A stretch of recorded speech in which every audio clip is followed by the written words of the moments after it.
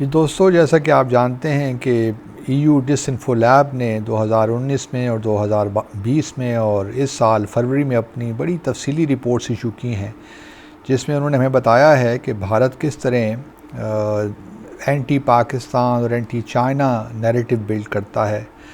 आज global times, जो कि चीन का एक अखबार है, उसने बड़ा तफसीली मजमून लिखा है इस सारे इशू पे कि किस तरह भारत ख़ास तौर पे जो एशियन न्यूज़ इंटरनेशनल है ANI, उसको इस्तेमाल कर रहा है चीन के ख़िलाफ़ और पाकिस्तान के ख़िलाफ़ प्रोपेगेंडा में। और सारा ये फ़ेक न्यूज़ है, जाली ख़बरें बनाकर दुनिया भर में पेश करता है। और फिर ये नहीं, यहाँ ANI दुनिया में भी उसकी जो ख़बरें हैं वो उसको फैलाते हैं, लेकिन भारत में ख़ास तौर पे 2-3 अखबारों के नाम भी लिए कि किस तरह भारत के जो न्यूज़पेपर्स हैं वो फिर उनको कहा जाता है कि आप ANI को सब्सक्राइब करें और उसकी ख़बरें छापें।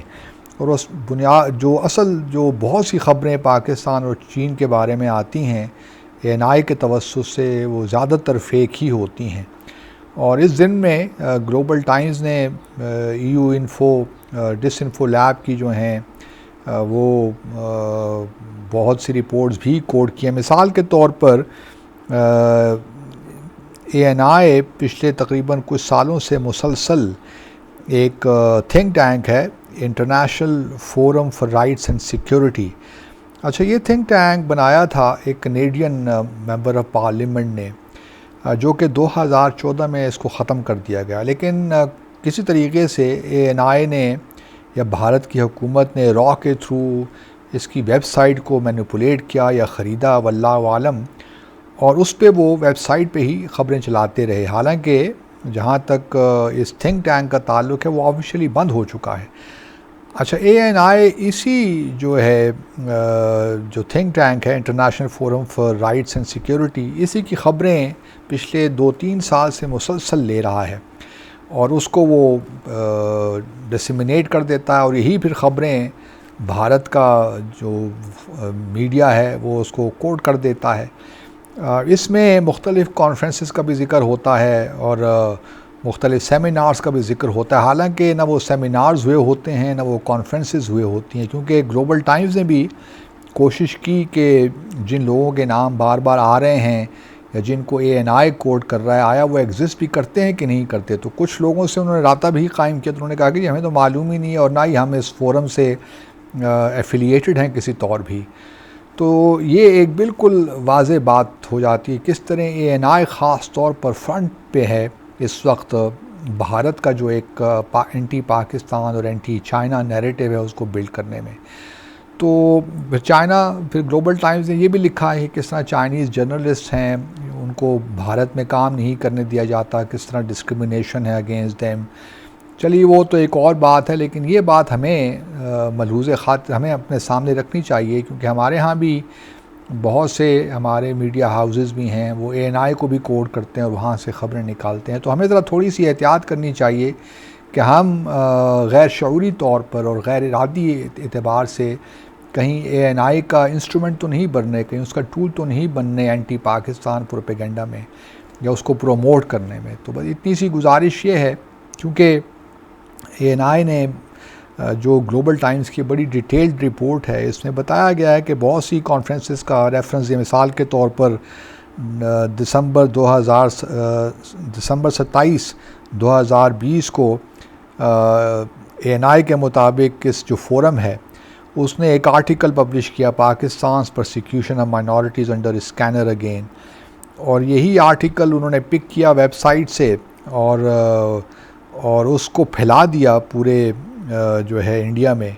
और वो हर किसी ने, फिर एक साल पिछले जब से ये इशू हुआ है दिसंबर 2020 में, उस वक्त से इसको बार बार कोट किया जाता है। एक तरीका ये है, जिस तरह कहते भी हैं कि अगर आप झूठ को बार बार बोलें तो वो सच लगने लगता है। तो ANI का भी यही तरीक़ा कार है कि वो इस झूठ को इतना फैला देता है, उसको बार बार उन चीज़ों को कोट करता है, तो यूँ महसूस होता है कि शायद ये बातें ठीक ही हैं।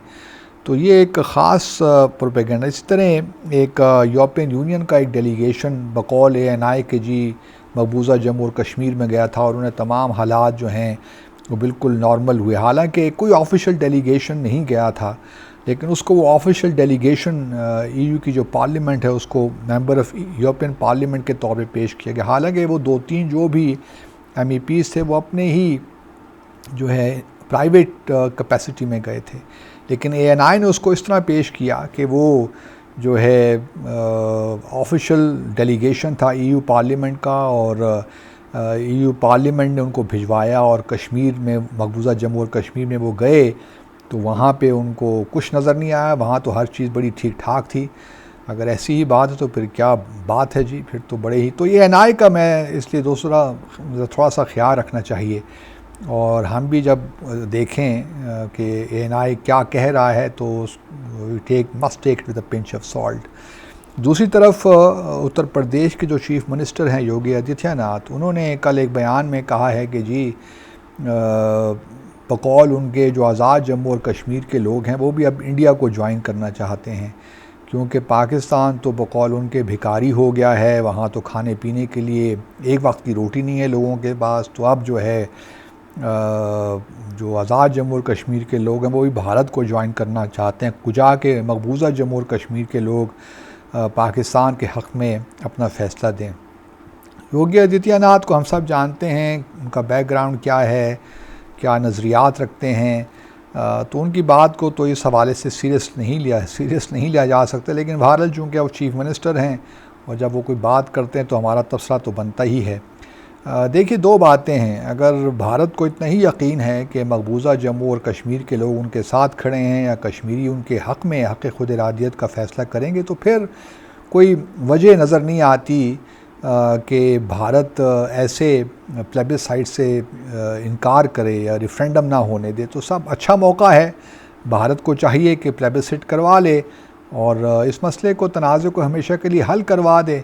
तो फिर भारत क्यों हिचकिचा रहा है? और अगर इतनी ही है जिस तरह योगी आदित्यनाथ कह रहे हैं कि जी हर चीज़ बड़ी अच्छी है मकबूजा जम्मू और कश्मीर में, तो ये भी फिर देख लें जो वहाँ पे इस वक्त 8-9 लाख सिक्योरिटी फोर्सेस तैनात हैं मकबूजा जम्मू और कश्मीर में, तो फिर उनकी वहाँ ज़रूरत क्या है?